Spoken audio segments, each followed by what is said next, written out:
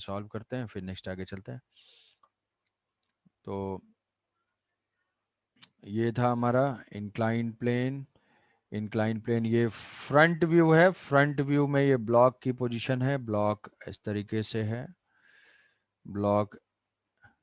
तो यहाँ से नॉर्मल रिएक्शन होगा, ये नॉर्मल रिएक्शन होगा n एंड n, और n n परपेंडिकुलर है, रिजल्टेंट हो जाएगा इसका n√2। तो अगर हम यहाँ से इसमें देखते हैं, जिस पे ब्लॉक प्लेस्ड है, जिस जो सरफेस है, उस सरफेस पे नॉर्मल का जो रिजल्टेंट होगा इस डायरेक्शन में होगा। ये कितना हो जाएगा n√2,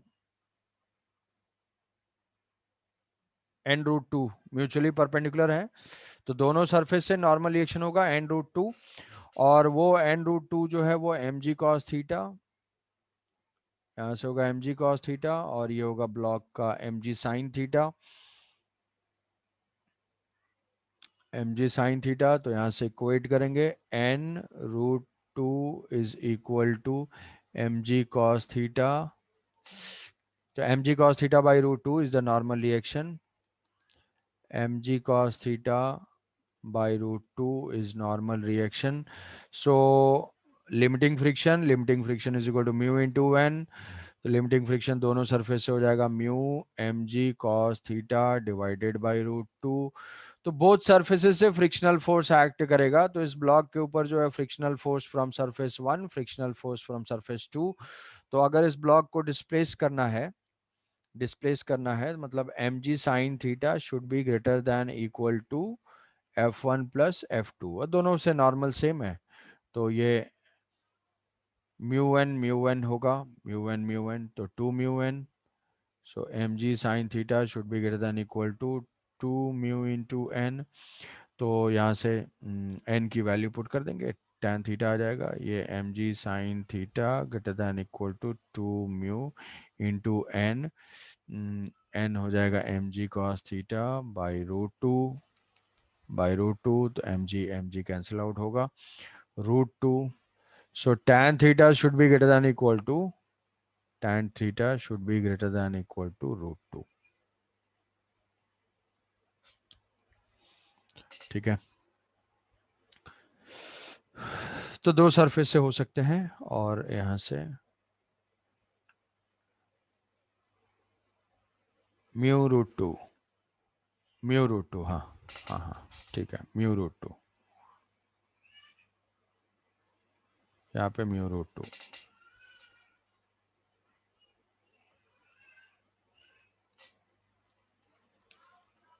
म्यू√2 tan theta is greater than equal to म्यू√2।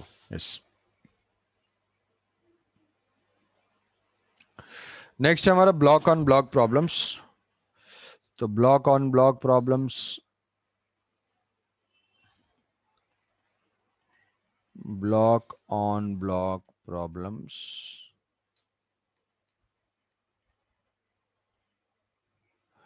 तो ब्लॉक ऑन ब्लॉक प्रॉब्लम्स का एक सिंपल स्टेप्स होंगे, simple steps.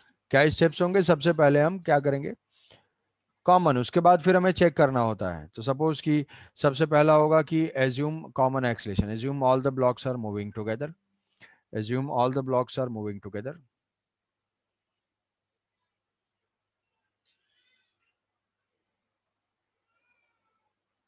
assume all the blocks are moving together.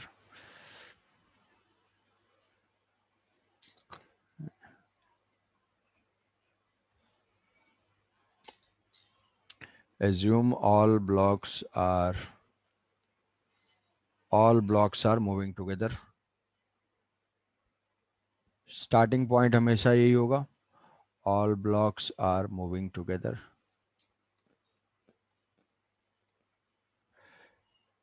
फिर इसके बाद है फर्स्ट स्टेप ये होगा, नेक्स्ट स्टेप होगा कि find common acceleration. Common acceleration find करने के बाद फिर हम फाइंड करेंगे find frictional force. if this frictional force if this frictional force is less than or equal to limiting, then common acceleration is correct। कि दो ब्लॉक्स अगर move कर रहे हैं और एक साथ मूव कर रहे हैं तो ऑब्वियसली उनके बीच का जो फ्रिक्शनल फोर्स होगा वो स्टैटिक के लिमिटिंग वैल्यू से होगा, तो स्टैटिक फ्रिक्शन, क्योंकि सारे एक साथ मूव कर रहे हैं, और उसका एक्सलेशन होगा कॉमन, और वो लिमिटिंग फ्रिक्शन से कम होगा। तो अगर ये चीज आती है तो हमारा जो एजम्पशन है वो करेक्ट है, और अगर नहीं आती है तो फिर हम उनके बीच में if F is more than limiting friction then apply kinetic friction, then again apply kinetic friction and draw free body diagram and find accelerations, find individual acceleration. ये है हमारा रफ एक स्टेप्स जिसको कि हर क्वेश्चन में फॉलो करेंगे।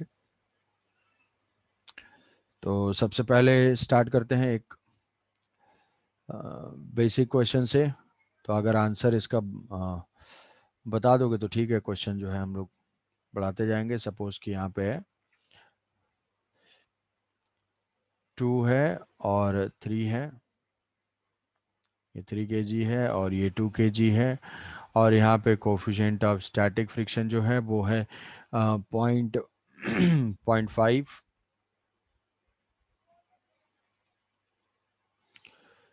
0.5, और अभी ये जो है स्मूथ है, और मान लिया यहाँ म्यू के है, mu K is equal to 0.3, ये वैल्यूज गिवन है, और यहाँ से हमें जो है फोर्स अप्लाई किया हुआ है मान लो 10 न्यूटन।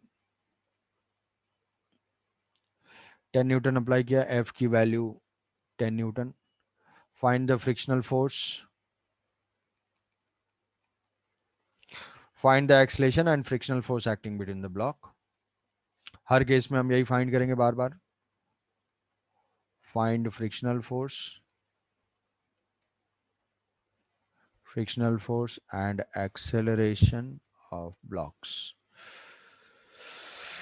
तो सबसे पहले बेसिक सी चीज है कि ऐसा केसेस है कि भाई ब्लॉक ऑन ब्लॉक अगर है तो या तो वो एक साथ मूव कर सकते हैं या सेपरेट मूव कर सकते हैं। तो स्टार्टिंग हमेशा हम करेंगे कि उनका कंबाइंड एक्सेलेरेशन एज्यूम करेंगे, और उसके बाद फ्रिक्शन फाइंड करेंगे और देखेंगे कि वो एक साथ मूव कर रहे हैं या नहीं। तो स्टार्टिंग पॉइंट हमेशा होगा फाइंड कॉमन एक्सेलेरेशन। तो हम एज्यूम कर लेंगे कि भाई ये सिस्टम जो है एक साथ मूव कर रहा है। Assume both the blocks are moving together, पहला स्टेप है। तो यहाँ पे हमने फाइंड कर लिया, यही स्टेप हमेशा फॉलो होंगे। तो व्हाट इज कॉमन एक्सेलेरेशन? अब बॉटम अगर स्मूथ है, बॉटम सरफेस स्मूथ है तो कोई फ्रिक्शनल फोर्स होगा नहीं, जो भी फोर्सेस है वर्टिकल है, तो नहीं हो जाएगा common acceleration is equal to 10 divided by 5, हो जाएगा 2 metre per second square. 2 metre per second square के बाद फिर हम फ्री बॉडी डायग्राम ड्रॉ करेंगे, इस सरफेस का लिमिटिंग फाइंड करेंगे। लिमिटिंग कितना होगा? लिमिटिंग हो जाएगा म्यू एल, म्यू एल क्या, F L, limiting friction, limiting friction हो जाएगा mu into N, F S L, S L is equal to mu into N, mu is equal to 0.5, और N की value कितनी होगी 20, N की वैल्यू हो जाएगी 20, तो ये हो जाएगा 10 न्यूटन, 10 न्यूटन। तो जो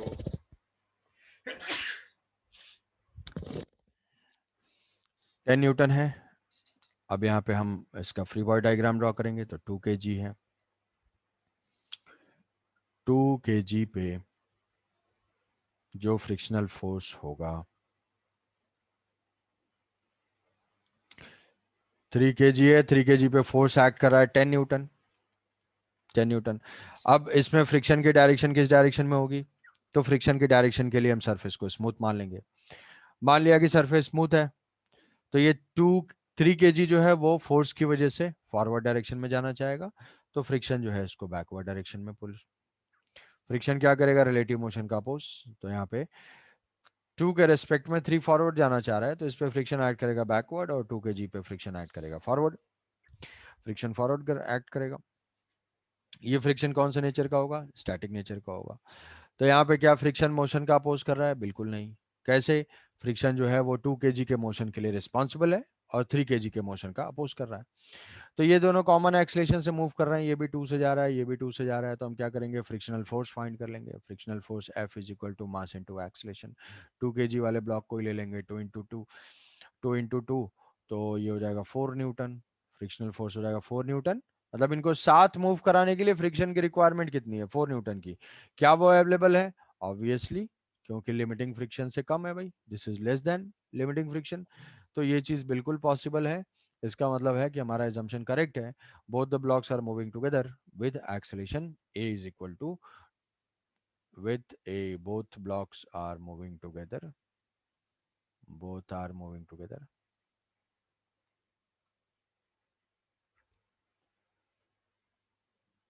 with a is equal to 2 metre per second square. चलो, ये तो हो गया। ये हमारे स्टेप्स को सिर्फ डेमोन्स्ट्रेट करने के लिए। अब इसमें अगर ये पूछा जाए कि in this case what could be the maximum possible acceleration, maximum force,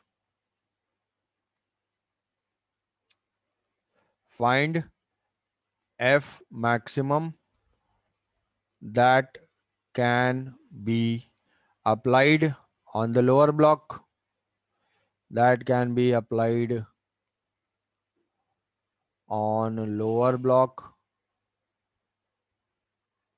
Find F maximum that can be applied, that can be applied on the lower block, that can be applied on lower block,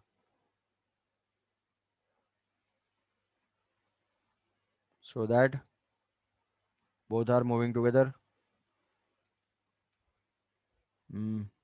answer आ गया, both are moving together, 25 newton. ठीक है, ठीक है। तो जो basic होगा कि यहाँ से कैसे फाइंड किया, इमीडिएटली इसका आंसर दे सकते हैं बिल्कुल, कि 2 है 3 है। तो जो हमारा बेसिक स्टेप होगा यहाँ से, वो mu is equal to 0.5, mu S है, म्यू के है 0.3, लिमिटिंग फ्रिक्शन है, म्यू एस एल की वैल्यू है F S L is equal to 10 newton, 10 newton. यहाँ से हमें फाइंड करना है फोर्स। तो एक बार क्विकली मैं पहला स्टेप लिख दूंगा कि जैसे हम सॉल्व करेंगे। हमारा स्टेप वो बिल्कुल सेम रहने वाला है कि फाइंड करेंगे common acceleration. Common acceleration A is equal to F divided by 5। इस एक्सेलेरेशन से फाइंड करेंगे फ्रिक्शन। तो फ्रिक्शन हो जाएगा यहाँ पे, फ्रिक्शन हो जाएगा ये 2 kg का free body diagram, same free body diagram, और this is moving with common acceleration which is equal to F by 5। So this frictional force is equal to 2f by 5, and this frictional force is less than equal to what, limiting friction। तो यहाँ से हमारे पास condition आ जाएगी 2f by 5 less than equal to 10। तो ये f should be less than equal to 25 newton. और इस case में आंसर डायरेक्ट भी दे सकते हैं। किस पॉइंट को, इस पॉइंट को यूज करते हुए कि भाई इसके मोशन के लिए जो 2 kg है, 2 kg के मोशन के लिए तो फ्रिक्शन रिस्पॉन्सिबल है। तो फ्रिक्शन मैक्सिमम कितना एक्सलेशन दे सकता है, वही मैक्सिमम पॉसिबल एक्सलेशन होगा। क्योंकि अगर हम फोर्स बढ़ाते जाएंगे तो 2 kg ज्यादा एक्सलेट होता जाएगा, तो फ्रिक्शन की रिक्वायरमेंट बढ़ती जाएगी। तो फ्रिक्शन की मैक्सिमम वैल्यू कहां तक हो सकती है वो हम फाइंड कर सकते हैं। और अल्टरनेटिवली हम सीधे सीधे देख सकते हैं कि जिस ब्लॉक के मोशन के लिए सिर्फ फ्रिक्शन रिस्पॉन्सिबल है, उसका मैक्सिमम पॉसिबल एक्सेलरेशन कितना हो सकता है, that is limiting friction divided by mass. Limiting friction divided by mass वो हो जाएगा 10 डिवाइडेड बाय 2, वो हो जाएगा 5। मतलब पूरा सिस्टम जो है वो 5 से ही एक्सलेट कर सकता है। तो पूरे सिस्टम को अगर 5 से एक्सलेट कराना है तो हमें फोर्स कितना अप्लाई करना पड़ेगा, F इज इक्वल टू 5 × 5 मतलब 25 न्यूटन। ठीक है भाई। तो ये जो है 25 न्यूटन, कोई डाउट इसमें? आज तो उसने तो तुरंत दाएं से जो है आंसर दे दिया। तो तो बाकी लोग भी आई थिंक ये अभी आंसर दे पाएंगे। तो अच्छा, इस केस में मैक्सिमम पॉसिबल कितना हो जाएगा,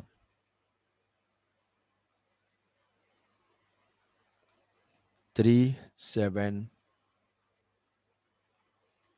F mu S is equal to 0.5, 0.4 और mu K is equal to 0.3, 0.3. Find maximum force that can be applied. अभी म्यू 0 लेते हैं. F max for no slipping, maximum force that can be applied without any slipping between the blocks. वही maximum possible acceleration से answer दो. उस point को एक बार apply कर लो जल्दी से, कि हम देखेंगे जिस ब्लॉक के मोशन के लिए सिर्फ और सिर्फ फ्रिक्शन रिस्पॉन्सिबल है उसको मैक्सिमम कितना एक्सीलरेशन मिलेगा और उसी से पूरा सिस्टम चलेगा. तो 40 न्यूटन जो है सबने आंसर दे दिया, बिल्कुल सही. ठीक है. तो यहाँ से वही है कि यहाँ पे अपर ब्लॉक के मोशन के लिए रिस्पॉन्सिबल है, अपर ब्लॉक के मोशन के लिए रिस्पॉन्सिबल है फ्रिक्शन. फ्रिक्शन की जो लिमिटिंग वैल्यू है वो कितनी है, mu into N. F S L is equal to N, N is equal to 30, तो ये हो जाएगा 12 न्यूटन. 12 न्यूटन ए मैक्स जो पॉसिबल होगा वो 12 3 के मोशन के लिए रिस्पॉन्सिबल है, तो वो आ जाएगा 4. और हम ऐसे मान सकते हैं कि डायरेक्टली जो मैक्सिमम पॉसिबल एक्सेलरेशन फ्रिक्शन यहाँ पे दे सकता है दैट इज म्यू इंटू जी. तो 0.4 इंटू 10 वो भी आ जाएगा 4, तो ये 4. सो फोर्स जो है 10 इंटू 4 40 जाएगा 40 न्यूटन. ठीक है. अब सेम फोर्स अगर हमें अपर ब्लॉक पे अप्लाई करना है then what is F max. Same case है. What is F max.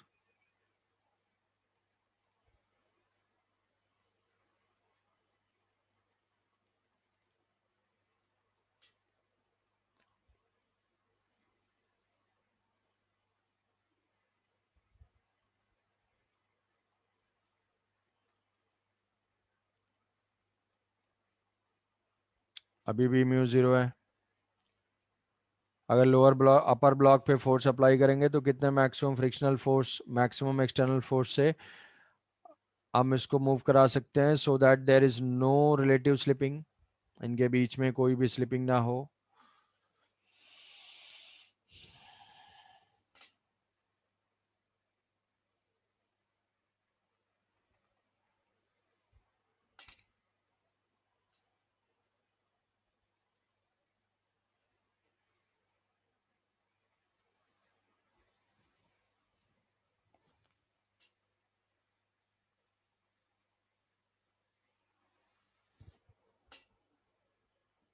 Free body diagram क्या सेम आंसर आएगा या चेंज होगा.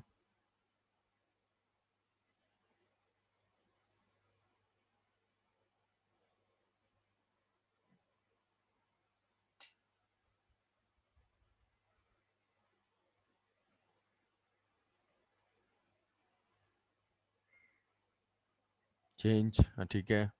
क्या है change value.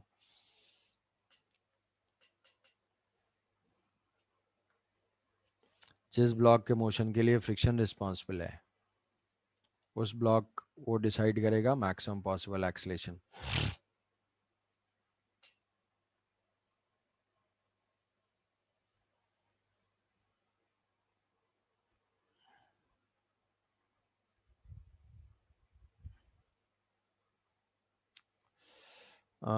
Forty Newton Ashutosh 120/7, 3.6 Newton, ये तो बहुत कम है.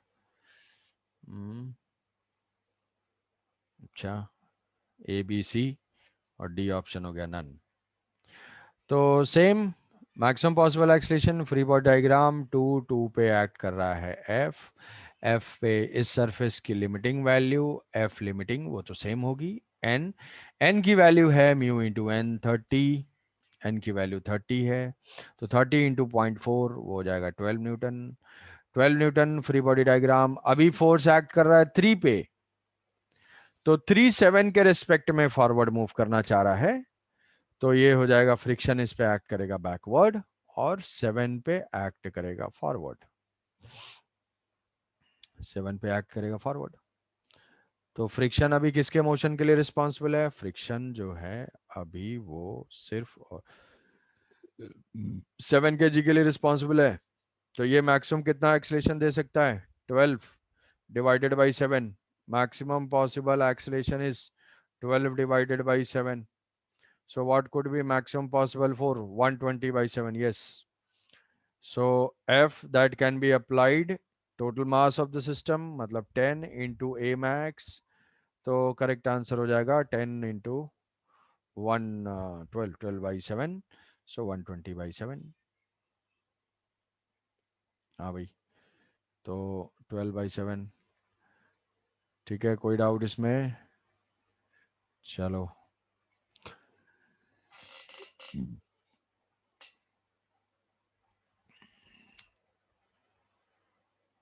तो यहाँ से अब अगर हम ऐसे करते हैं,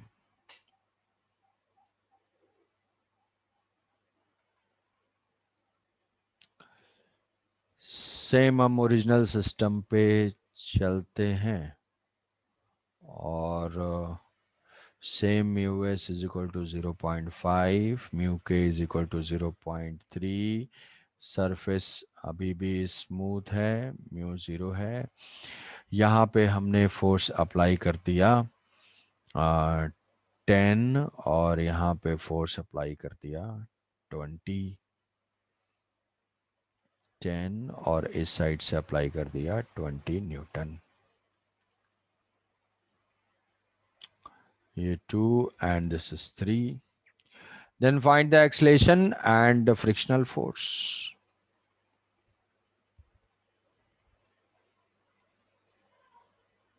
Each block and friction force.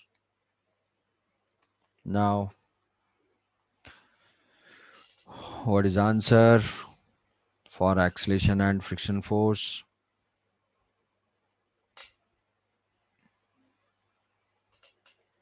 30 seconds time low.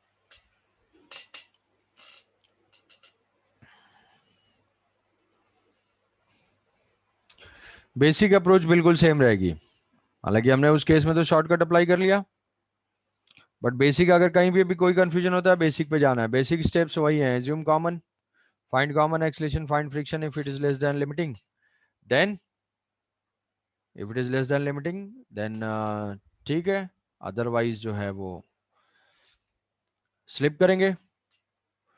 तो हम कॉमन एक्सेलेरेशन फाइंड करते हैं.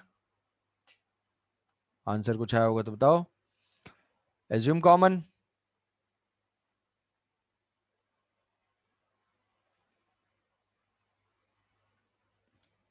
Assume common. तो common acceleration, net force left की तरफ है 20 माइनस, पहले तो लिमिटिंग फाइंड कर लेंगे. लिमिटिंग फाइंड करेंगे. Limiting is equal to F limiting is equal to mu into N, N is equal to 20.5 in 20, 10 newton. Same है. कॉमन एक्सेलेरेशन इज 20, यहाँ से सरफेस स्मूथ है, कोई फ्रिक्शन है नहीं. 20 माइनस 10, 20 माइनस 10 डिवाइडेड बाई 5, तो ये हो जाएगा 10/5. ये हो जाएगा 2 metre per second square. Common same है. Free body diagram, free body diagram अगर देखते हैं तो सरफेस को स्मूथ लेते हैं क्योंकि कॉमन है, कॉमन ही चल रहा है. तो यहाँ से ये 20 है, तो इसके रेस्पेक्ट में सर फ्रिक्शनल फोर्स हो जाएगा ये बैकवर्ड, और इस पे होगा बैकवर्ड. यहाँ पे हो जाएगा 10 न्यूटन, और ये एक्सलेट कर रहे हैं 2 से. तो हम यहाँ से फ्रिक्शनल फोर्स अगर फाइंड करते हैं 2, कॉमन एक्सलेशन क्या है इनका? 2 है लेफ्ट की तरफ.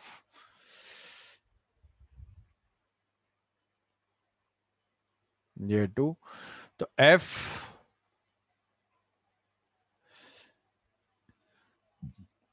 F minus 10 is equal to 2 × 2, तो यहां से F is equal to 14 newton. और यहां से F फाइंड करेंगे, किसी से भी कर सकते हैं, 20 minus F is equal to 3 × 2, तो ये हो जाएगा 6, तो F is equal to 14 newton. क्या 14 न्यूटन फ्रिक्शन अवेलेबल है? 14 न्यूटन फ्रिक्शन अवेलेबल नहीं है। क्यों?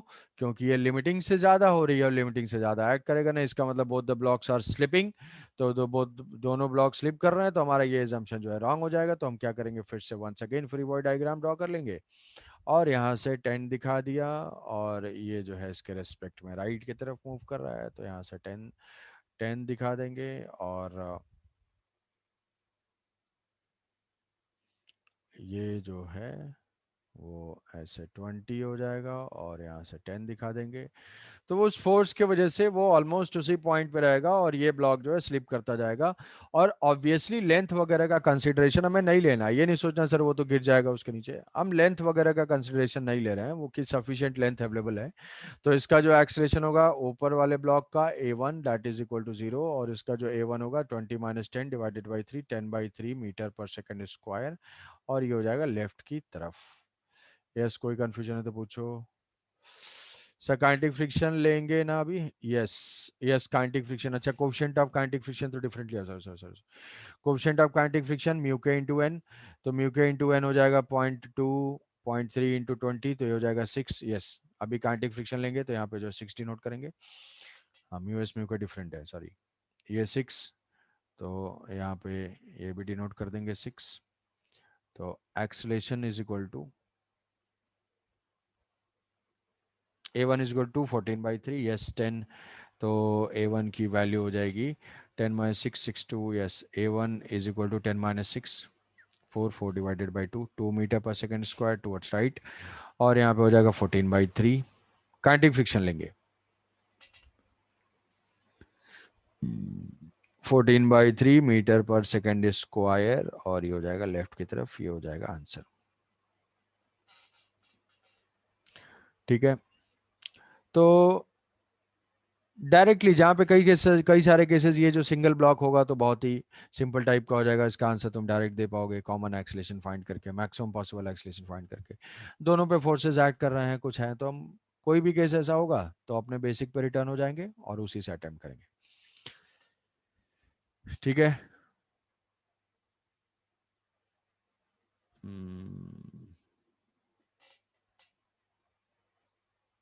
कोई डाउट?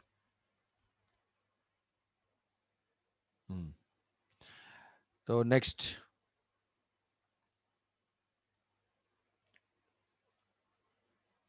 ठीक है,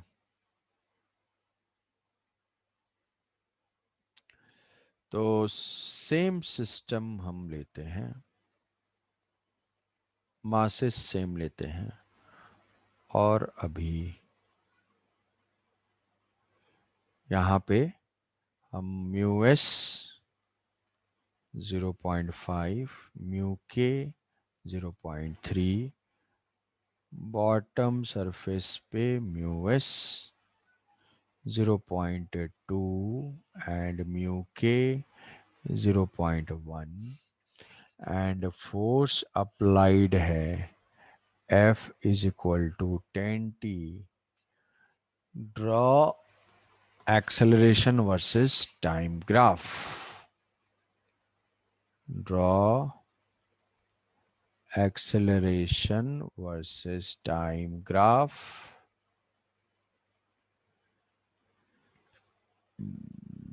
80 ग्राफ ड्रॉ करना है, बहुत सही। तो हर टाइम के एक्सलेशन इसमें पॉसिबिलिटी जो भी होगी कि अब दो ब्लॉक हैं, तो पॉसिबिलिटी क्या है, बोथ आर मूविंग टुगेदर या बोथ सेपरेट हो रहे हैं। तो 80 ग्राफ में हमें ये अगर वेरिएबल फोर्स है, F is equal to 10T newton means variable force है, तो वेरिएबल फोर्स होगा तो किसी टाइम तक साथ चलेंगे और किसी टाइम पे वो सेपरेट हो जाएंगे। तो ऐसे केस में चलो स्टार्टिंग हमारा वहीं से होगा कि both the systems are moving together. तो पहले तो हम लिमिटिंग फ्रिक्शन ही हर सरफेस पे लिख लेंगे जहां जहां फ्रिक्शन है। तो सर्फ से पहले जो F L1 होगा, FL1 that is equal to mu into N 20 into 0.5, ये हो जाएगा 10 न्यूटन। और यहाँ पे लिमिटिंग फ्रिक्शन 30 इंटू 0.2, 6 न्यूटन। 10, 30 नहीं लेना है, टोटल नॉर्मल रिएक्शन 50 इंटू 0.2, तो ये भी हो जाएगा 10 Newton. FL2 is also 10 Newton. तो जल्दी जल्दी में ये नहीं करना है कि 30 ले लेना है। Total normal reaction FL2 is equal 30 Newton. और काइनेटिक FK1 इफ रिक्वायर्ड, तो यहाँ पे हो जाएगा 6 न्यूटन, और यहाँ पे 5 इंटू 50 इंटू 0.1, तो 15 newton. FK2 is equal to 5 newton. तो ये तो हो गए फोर्सेस, हमने डिनोट कर लिया। अब हम मानेंगे स्टार्टिंग हमारी यही होगी कि ये सब एक साथ मूव चल रहे हैं।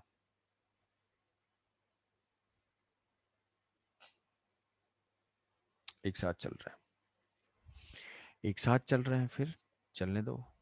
तो यहाँ से फ्रिक्शनल फोर्स एक्ट करेगा, बट क्या फोर्स अप्लाई करने पे इमीडिएटली मूव कर जाएगा? नहीं।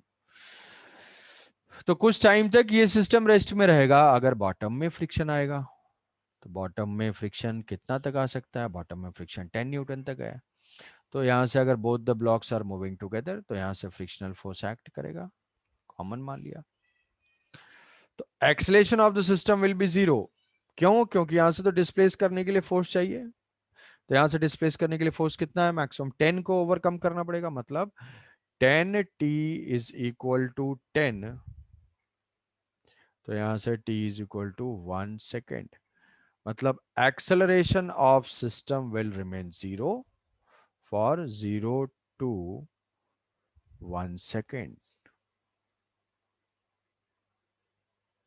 पूरे सिस्टम का। अब भाई ये सिस्टम मूव कर दिया। सिस्टम कहाँ से? अब तो हम फोर्स तो बॉटम में आएगा, तो हमें कंसीडर करना पड़ेगा कि पहले स्लिप कर रहा है या नहीं कर रहा है।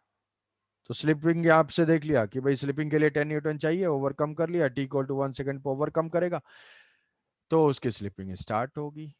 अब 1 सेकेंड के बाद ये दोनों फिर से हम मानेंगे कि बोथ आर मूविंग टुगेदर। पहला चीज हो गई, पहली point. Next, both are moving together. तो बोथ अगर एक साथ मूव कर रहे हैं, तो यहाँ से हमारा हो जाएगा काइनेटिक फ्रिक्शन। डिस्प्लेसमेंट होगा, काइनेटिक फ्रिक्शन 5 न्यूटन है। तुरंत डिस्प्लेसमेंट हुआ, यहाँ से एक्ट कर गया 5 न्यूटन, यहाँ से हो जाएगा 10t। Assume common acceleration, that common acceleration is equal to net force 10t minus 5 divided by 5, तो ये हो जाएगा 2t-1। ये कॉमन एक्सलेशन कब तक वैलिड है? जब तक यहाँ का फ्रिक्शन साथ देगा, तब तक तो चलेगी भाई बात। तो 2 3, तो यहाँ का फ्रिक्शन देख लेते हैं। ये फ्रिक्शन कितना हो जाएगा?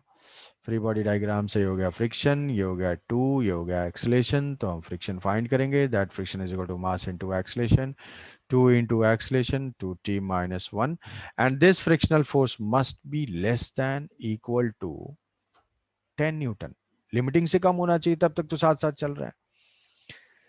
तो ये हो गया 5, so 2t-1 less than is equal to 5, 2t is equal to 6, t is less than equal to 3 second. मतलब 1 सेकेंड के बाद तो ये डिस्प्लेस हुआ, 1 सेकेंड तक तो रेस्ट में है, 1 सेकेंड के बाद ये चलना स्टार्ट किया, और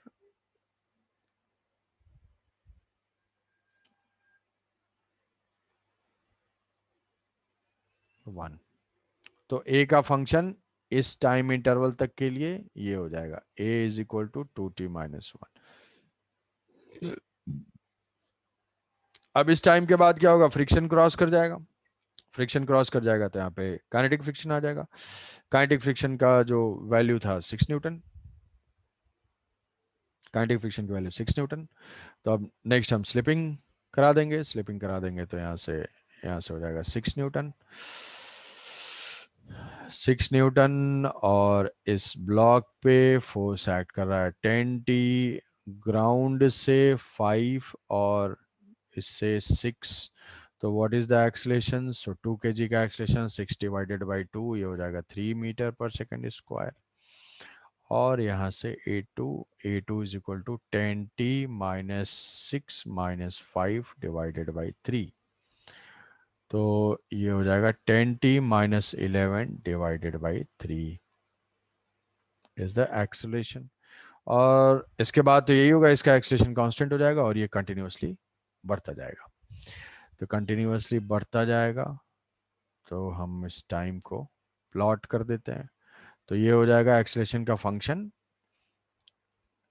a2 is equal to 10/3t minus 11/3। This is the acceleration function इसके लिए, और ये है इसके लिए, किस टाइम के लिए, for t greater than 3 second. तो ग्राफिकली इनको प्लॉट करना है, तो दोनों के एक्सेलरेशन को एक साथ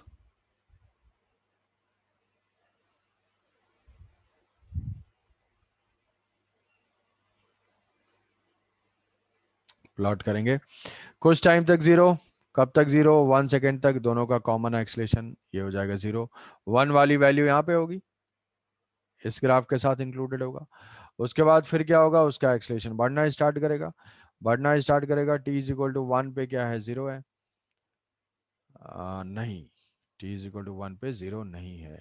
टी ग्रेटर देन 1 पुट करेंगे तो 2 माइनस 1 1 हो जाएगी, है ना, 1 होगी तुरंत खटाक से, क्योंकि काइनेटिक फ्रिक्शन है। काइनेटिक फ्रिक्शन 10 से कम हो गया। अगर म्यू एस म्यू के सेम होता तो ग्राफ यहीं से स्टार्ट होता। ऐसे यहाँ से थोड़ा सा ये वैल्यू यहाँ हो जाएगी, ये हो जाएगा 1। अब 1 के बाद 2t-1 पॉजिटिव स्लोप, और ये जो होगा नेगेटिव इंटरसेप्ट 2t-1, तो यहाँ पे कहीं -1 होगा और स्लोप पॉजिटिव होगा, और ये बढ़ता जाएगा। ये बढ़ते बढ़ते किस पॉइंट तक जाएगा, ये बढ़ते बढ़ते t is equal to 3 second, 3 second तक वैलिड है, तो 3 6 और ये हो जाएगा 5, 5 तक ये जाएंगे, ये जाएगा 5 तक, 5 तक। 5 के बाद सडनली क्या होगा, रिलेटिव मोशन होगा और काइनेटिक फ्रिक्शन ऐड करेगा, और वो वैल्यू क्या हो जाएगी, जो लोअर ब्लॉक की है वो 3 पहुंच जाएगी, इधर कहीं है वो 3 हो जाएगा। ऐसा ग्राफ में ब्रेक आ रहा है क्योंकि स्टैटिक और काइनेटिक फ्रिक्शन अलग अलग है। अगर सेम होंगे तो इसी पॉइंट से स्टार्ट करेगा।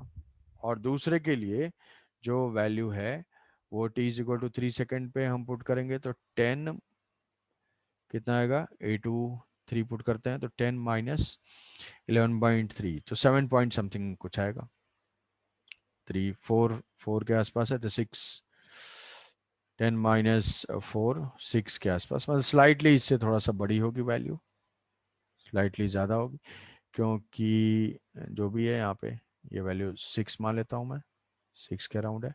और उसका स्लोप हो जाएगा 10/3, 10/3 मतलब 3.3, तो इससे ज़्यादा स्टीप होगा। और ये हो जाएगा 3.3 के आसपास इसका इंटरसेप्ट, नेगेटिव इंटरसेप्ट, तो ये -1 और इधर से जो है -3, और ये ऐसे ज़्यादा स्लोप की लाइन होगी, स्लोप की वैल्यू ज़्यादा होगी, और ऐसा ऐसा कुछ होगा।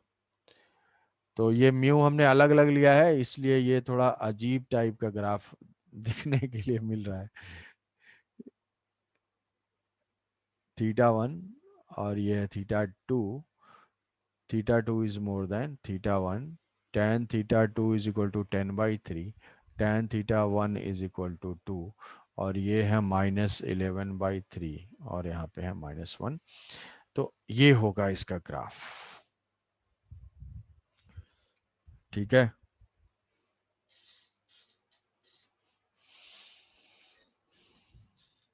समझ गए। तो इसमें म्यू एस म्यू के हमने डिफरेंट भी ले लिया।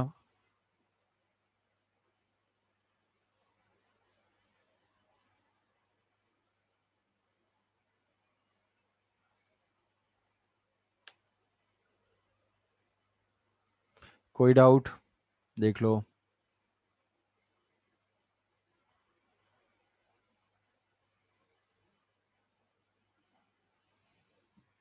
स्टार्टिंग पॉइंट है कॉमन से, कॉमन है फ्रिक्शन, फ्रिक्शन को लिमिटिंग से कम कराया, स्टेप बाय स्टेप करते जाएंगे और ये ग्राफ हमें मिल जाएगा। अगर म्यू एस म्यू के सेम होते तो ऐसा ग्राफ शायद ड्रॉ किया होगा इस टाइप का, अगर म्यू एस म्यू के सेम होते तो ऐसे ऐसे टाइप का कुछ आता।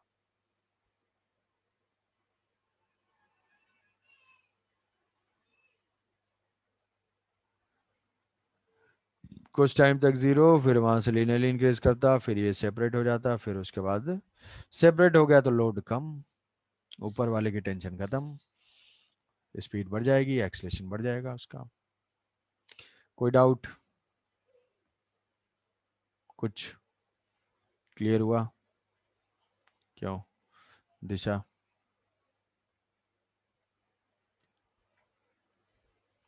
शरण्या, आशुतोष?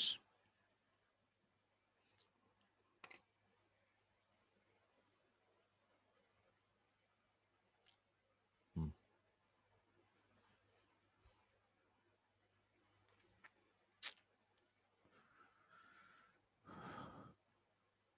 तो repeat the above problem if the force is applied on the upper block. अगर ये फोर्स अपर ब्लॉक पे अप्लाई होगा तो ग्राफ कैसा दिखेगा?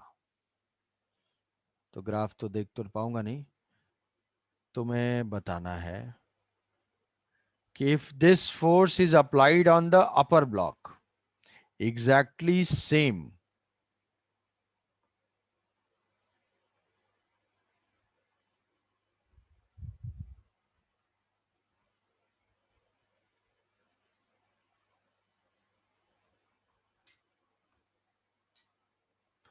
तो ग्राफ में क्या चेंजेस होंगे?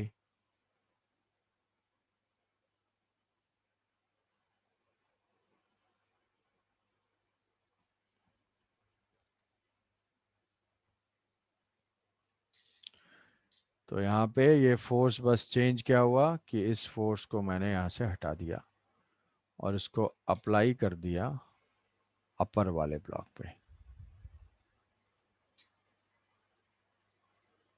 तो सारे केसेस हमारे टू ब्लॉक के खत्म हो जाएंगे।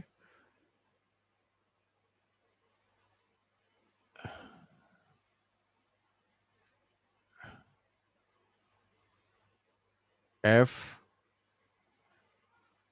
And F is equal to 10t, यहाँ पे ये लिख दे रहा हूं।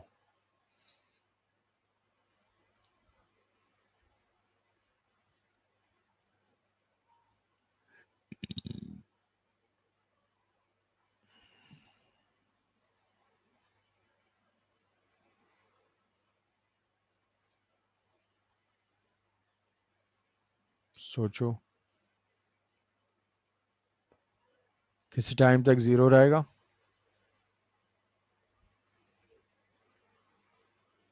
F is equal to 10t और यहाँ पे limiting FL1 10 Newton,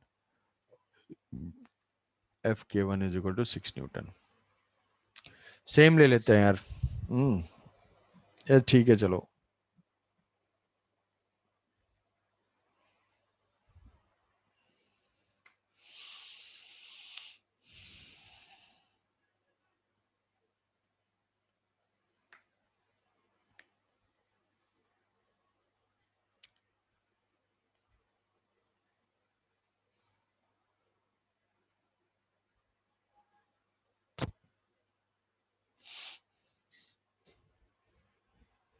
static kinetic हो गए, दोनों पे फ्रिक्शन भी हो गया और फोर्स भी अपर ब्लॉक पे हो गया। लोअर ब्लॉक का एनालाइज कर लिया, अपर ब्लॉक का एनालाइज कर लेंगे, सारे केसेस कंप्लीट हो जाएंगे।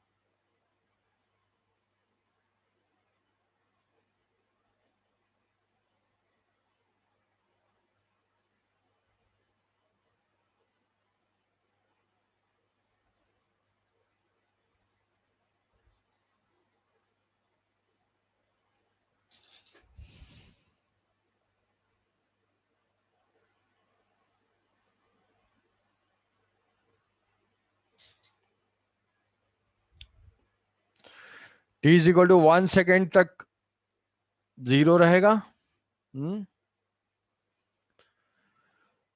1 सेकेंड पे क्या होगा? क्या दोनों एक साथ मूव करेंगे या सिर्फ अपर ब्लॉक मूव करेगा? क्योंकि दोनों पे तो 10 पहुंच रहा है, दोनों पे 10 पहुंच रहा है।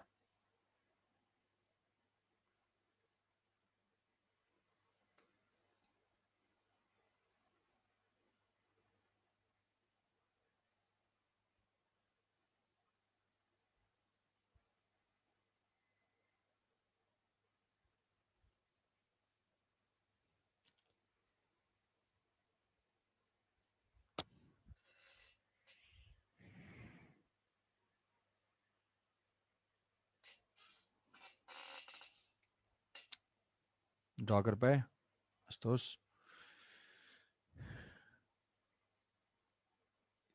अपर ब्लॉक पे अगर हम अप्लाई करेंगे, अपर ब्लॉक पे अप्लाई करेंगे, यही केस है, वो 10 6 है, 10 5 है, वैल्यूज हमने ऑलरेडी काफ़ी कुछ कैलकुलेट कर लिया है। तो पहले हम एज्यूम करेंगे कि बोथ आर मूविंग टुगेदर, तो हमने ये लिया, बोथ आर मूविंग टुगेदर। यहाँ पे फोर्स एक्ट कर रहा है 10T, यहाँ से एक्ट करेगा फ्रिक्शन और उस फ्रिक्शन की वैल्यू होगी 10। तो हमारे यहाँ से ये चीज आएगी, ये वैल्यू आएगी कि T इज इक्वल टू 1 पे लोअर ब्लॉक पे स्लिप हो जाएगा। बट साथ ही साथ ये भी चेक करना है कि यार ये तो यहाँ भी तो फ्रिक्शन होना चाहिए। 2 और 3, और यहाँ से तो चलो ठीक है, ये फ्रिक्शन है और इसकी वैल्यू जो है 10 न्यूटन है और यहाँ से 10T है, तो हमारे इसके हिसाब से T is equal to 1 pay slip करना चाहिए। बट साथ ही साथ ये भी देखना है कि यहाँ पे भी तो कहीं लिमिटिंग नहीं पहुंच रहा है। अगर हम ऐसे देखते हैं कि 2 है, 2 से इस पे 10T है, क्योंकि दो सरफेसेस हैं, ऐसा हो कि ये दोनों एक साथ मूव करें, ऐसा हो कि भाई 2 स्लिप कर जाए, 3 वहीं रह जाए। तो यहाँ पे देखेंगे ये 10T और इस साइड से है हमारा फ्रिक्शन 1 और यहाँ पे है फ्रिक्शन 2, F2, और यहाँ पे है जो भी है, इस पे हम डिनोट कर देते हैं F3। तो T is equal to 1 second पे ये 10 न्यूटन पहुंचेगा, तो F1 क्या होगा? F1 भी स्टैटिक है, वो भी जो है 10 न्यूटन पहुंच जाएगा। 10 न्यूटन मतलब जैसे स्लाइटली इंक्रीज होगा तो टी इज इक्वल टू 1 पे दोनों पॉइंट पे एक ही साथ स्लिपिंग स्टार्ट होगी। स्लिपिंग स्टार्ट होगी तो तुरंत क्या होगा? तुरंत यहाँ पे फ्रिक्शनल फोर्स हो जाएगा 6। फोर्स जो है तुरंत यहाँ काइनेटिक होगा, तो तुरंत इस पॉइंट पे पहुंच जाएगी वैल्यू 6 और यहाँ पे पहुंच जाएगी वैल्यू 6। जैसे ही 6 पहुंचेगी ये F3 क्या होगा? ये F3 भी हो जाएगा 6 और 6 से ये ब्लॉक हो जाएगा फिक्स। मतलब मोमेंटरली जैसे ही हम फोर्स अप्लाई करेंगे, थोड़ा विजुलाइज करो, दोनों एक साथ डिस्प्लेस होंगे, काइनेटिक फ्रिक्शन रोल में आएगा और यहाँ पे काइनेटिक फ्रिक्शन 6 पहुंचेगा। 6 पहुंचेगा तो यहाँ पे 6 है और उस मोमेंट पे इस पॉइंट का जो काइनेटिक फ्रिक्शन है वो है 5। तो पहले जो दोनों में अगर हम देखेंगे तो पहले स्लिपिंग इसी पॉइंट पे स्टार्ट होगी और जैसे ही स्लिपिंग स्टार्ट होगी वहां 6 पहुंचेगा, तो यहाँ पे तो अभी 10 रहेगा। ठीक है, 10 रहेगा तो यहाँ पे ये ब्लॉक 3 kg मूव नहीं करेगा। कि अगर हम ऊपर फोर्स अप्लाई कर रहे हैं तो ये नहीं सोचना कि सर यहाँ तो 5 हो जाएगा, यहाँ पे तो 5 हो जाएगा और ये 1 से एक्सलेट होगा, नहीं। ग्राउंड पे प्लेस्ड है और ये है, दोनों साइमल्टेनियस प्रोसेस हो रहे हैं, साइमल्टेनियसली दोनों पॉइंट पे स्लिपिंग होगी, लेकिन पहले कौन स्लिप करेगा इंस्टेंटेनियसली? ये ब्लॉक 2 kg का शिफ्ट करे, जैसे शिफ्ट करेगा वो 6 होगा और यहाँ पे भी 6 होगा और वो वहीं पे रुक जाएगा। 3 kg वो नहीं मूव करेगा, वो नहीं मूव करेगा। तो 3 kg का जो एक्सेलरेशन है वो एक्सेलरेशन 0 ही रहेगा और इसका जो एक्सेलरेशन है अब इसके बाद वो हो जाएगा 10T माइनस 6 डिवाइडेड बाई 2, या हो जाएगा 5T माइनस 3।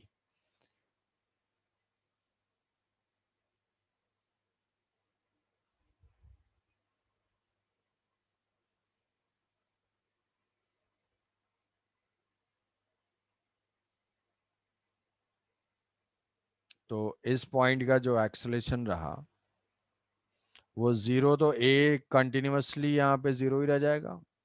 3 kg का कंटिन्यूसली यहाँ पे 0 ही रह जाएगा, और 0 के साथ साथ ये क्या होगा, t=1 सेकेंड पे ये जो है थोड़ा सा ऐसे एक्सलेट कर जाएगा 5t-3 से। अच्छा, t=1 पे जो एक्सलेशन होगा वो एग्जैक्टली यहाँ से स्टार्ट नहीं होगा, ग्राफ ब्रेक कर जाएगा क्योंकि म्यू एस म्यू के दोनों डिफरेंट है। तो t=1 पुट करेंगे, t=1 पुट करेंगे तो 10 - 6 4 4 डिवाइडेड बाई 2 2, तो ये यहाँ से स्टार्ट होगा ऐसे, ये -3 का होगा यहाँ पे इंटरसेप्ट।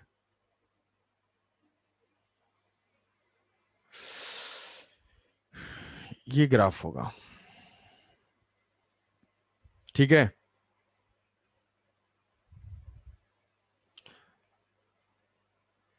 कि फोर्स के वजह से दोनों t=10 पे 10 तो पहुंचेंगे, 10 से अगर स्लाइटली भी ग्रेटर होगा तो ये वैल्यू क्या है, ये स्लिप कर जाएगा तुरंत, मोमेंटरली स्लिप होगा और ये हो जाएगा 6 पहुंचेगा, और जैसे ही 6 पहुंचेगा तो फिर वो 10 से कम हो जाएगा और वैल्यू तुरंत वहां एडजस्ट होकर 6 हो जाएगी। तो इसका एक्सलेशन जो है वो 0 ही रह जाएगा, ये 0 रह जाएगा और ये इसे एक्सलेट करेगा। क्या ये बात समझ में आई? Eighty graph. Hmm.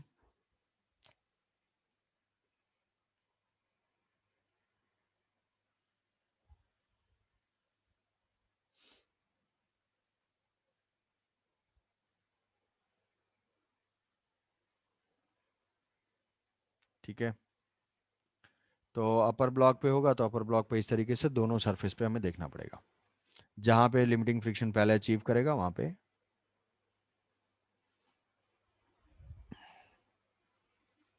Ashutosh clear? Ashutosh Disha?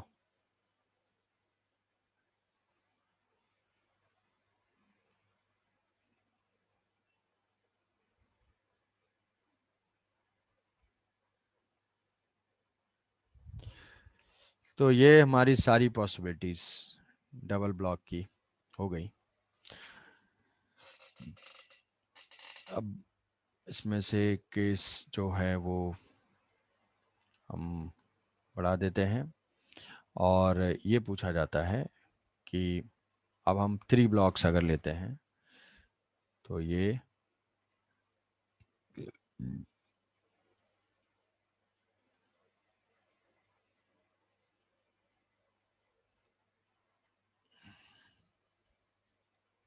2 3 5 and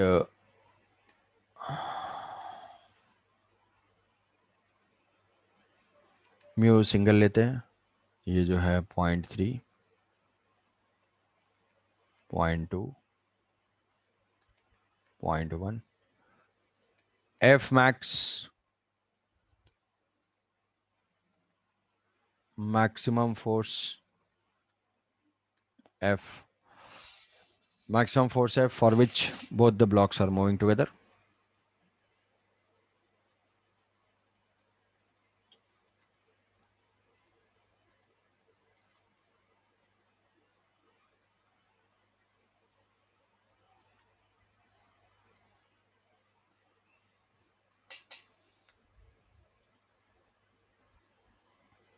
क्या आंसर होगा इसमें?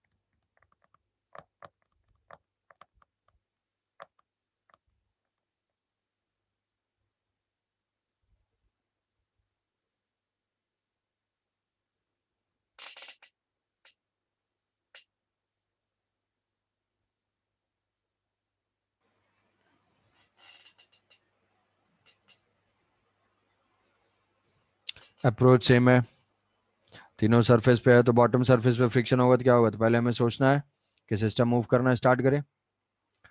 सिस्टम मूव करना, मैक्सिमम फोर्स जितना हम अप्लाई कर सकते हैं, all are moving together.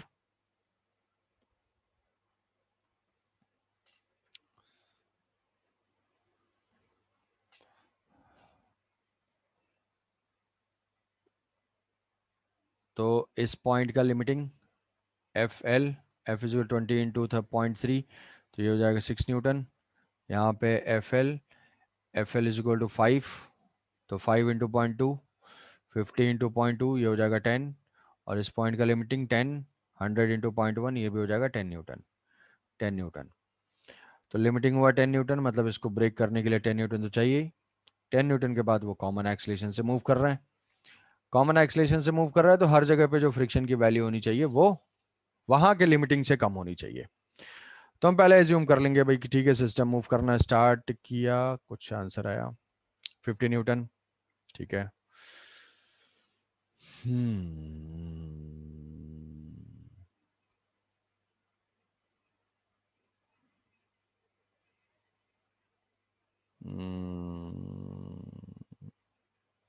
30 Newton, okay,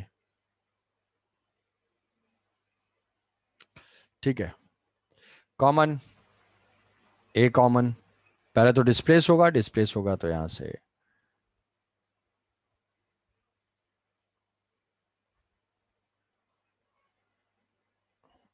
F minus 10, F minus 10 divided by 10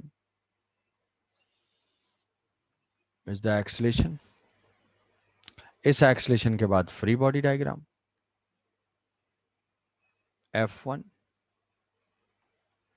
3 kg पे, F2 ये F1,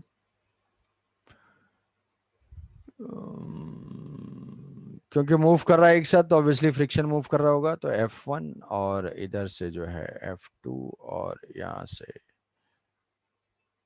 पहले तो यहाँ से डिस्प्लेस हुआ है F2 minus 10 is equal to F। तो ये जो फ्रिक्शनल फोर्स है वो ए एक्सेलेरेशन से जा रहा है, एक्सेलेरेशन है A, so this F1 should be less than equal to 10। F1 is equal to mass into acceleration 2 into F minus 10 by 10 should be less than equal to 10। Limiting friction है उस point का, sorry 6.3 लिया ना, हाँ 6, तो less than equal to 6, less than equal to 6, तो ये हुआ 330, F should be less than equal to 40 newton. दूसरे पॉइंट पे भी चेक करना पड़ेगा कि कहीं यहां तो ऐसा तो नहीं कि इस पॉइंट पे स्लिपिंग हो गई। अब हमारे पास केसेस क्या हैं, अगर 3 ब्लॉक्स होंगे तो भाई ऐसी पॉसिबिलिटी है कि ऑल 3 जाएं, ऑल 3 जाए, ऐसा हो कि एक सेपरेट हो जाए और ये दोनों हो जाए, ऐसा हो कि ये ये दोनों दो एक साथ चलें और ये सेपरेट हो जाए, और या फिर तीनों सेपरेट हो जाए। अब ये और ये तो एक साथ नहीं मूव कर सकते, है ना, ये और ये टॉप और बॉटम तो एक साथ नहीं मूव कर सकते, तो ये और ये, यही पॉसिबिलिटीज है, इसमें से कोई एक होगा। तो हम पहली पॉसिबिलिटी लेके चल रहे हैं कि ये केस है भाई, सारे जो है एक साथ मूव कर रहे हैं और फ्रिक्शन चेक कर ले रहे हैं कि कहीं पे भी होगा फ्रिक्शनल फोर्स। तो एक से तो आया हमें कि 40 न्यूटन से कम होना चाहिए, सेकंड हम F2 को भी कम करेंगे, तो दिस F माइनस, यहाँ से भी लिख लेते हैं, F minus F2 minus 10 net force equal to mass, mass equal to 5 into acceleration, acceleration है F, F माइनस 10 बाई 10, तो चाहे F2 तो पहले फाइंड करें, F2 फाइंड करें, चलो कहीं से भी कर सकते थे, ये हो जाएगा 2, तो this answer, mass is 10, mass is 10 कैसे, 235 है ना, 235, केवल 5 kg के लिए लिखा जा रहा है, only for 5, F minus F2 minus 10, F2 find करना है, हमें F2 फाइंड करना है, हमें F2 फाइंड करना है। तो F minus F2 minus 10 is equal to mass 5 into acceleration F minus, जो एक्सलेशन कॉमन है, सभी कॉमन से ही जा रहे हैं, F माइनस 10 बाई 10, तो ये हो जाएगा 2, तो 2F minus 2F2 minus 20 is equal to F minus 10। तो ये जो वैल्यू F2 की होगी, F2 is equal to F minus 10, ठीक है, F minus 10 is equal to 2F2, और यहाँ से जो F2 की वैल्यू आएगी, F2 is equal to F minus 10 divided by 2, this should be less than equal to limiting friction की value put कर देंगे 10 10 10 less than equal to 10, so F should be less than equal to 20 plus 10 30। तो अभी हमारा deciding ये वाला होगा कि सबको साथ चलना है एक साथ, मतलब अगर 30 से क्रॉस होता है ना तो ये ब्लॉक स्लिप कर जाएंगे, ये ब्लॉक स्लिप कर जाएगा, 3 और 5 का कांटेक्ट लूज हो जाएगा तो हमारा एक्सलेशन। तो for system to move with together, for moving together,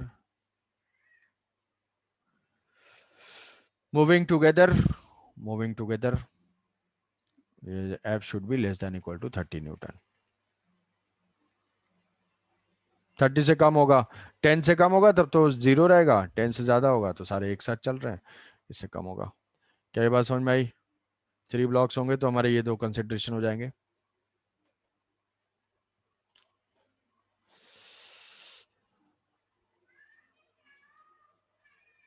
तो बेसिकली ये सारे फ्रिक्शन के केसेस डिस्कस करने के लिए हैं, ठीक है। एज सच ऐसे क्वेश्चन जो है एक दो बार हुए हुए आए आए नहीं आए, बट इसमें क्या है कि फ्रिक्शन के सारे पॉइंट्स सारे केसेस तुम्हारे अप्लाई होंगे, तो तुम्हारा एक मेंटल एक्सरसाइज या समझने के लिए ये होगा। कोई डाउट इसमें? समझ गए? 2 पॉइंट पे चेक करना है, कॉमन एक्सलेशन फ्रिक्शन फाइंड करके less than equal to limiting हो जाएगा।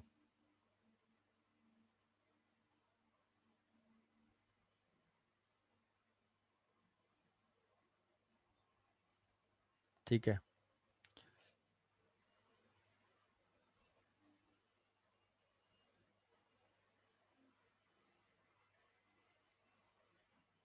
ठीक है, ज्यादा तो नहीं हो रहा है? क्यों शरण्या, आशुतोष? आशुतोष सोच रहा है क्या है सर ये सब, तो मैं तो धुआंधार आंसर बता ही रहा हूँ। 40 किसी ने बताया था शायद, 30 बताया था, शरण्या ने बताया था। तो व्हाट इज द एक्सलेशन? ठीक है, एक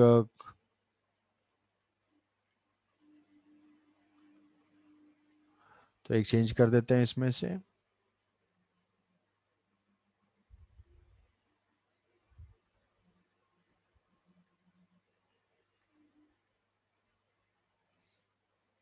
और मान लिया कि हम यहाँ पे फोर्स अप्लाई कर देते हैं 20 न्यूटन, फोर्स यहाँ पे अप्लाई करते हैं 20 न्यूटन, और फाइंड करते हैं सबका एक्सेलेशन। ये हमारा वही चीज़ है, 0.3 है, दिस इज 0.2, और ये है 0.1, 0.1, और ये 2 है, ये 3 है, ये 5 है, 2 3 5। Find acceleration of each block. Correct answer दे दो सबका।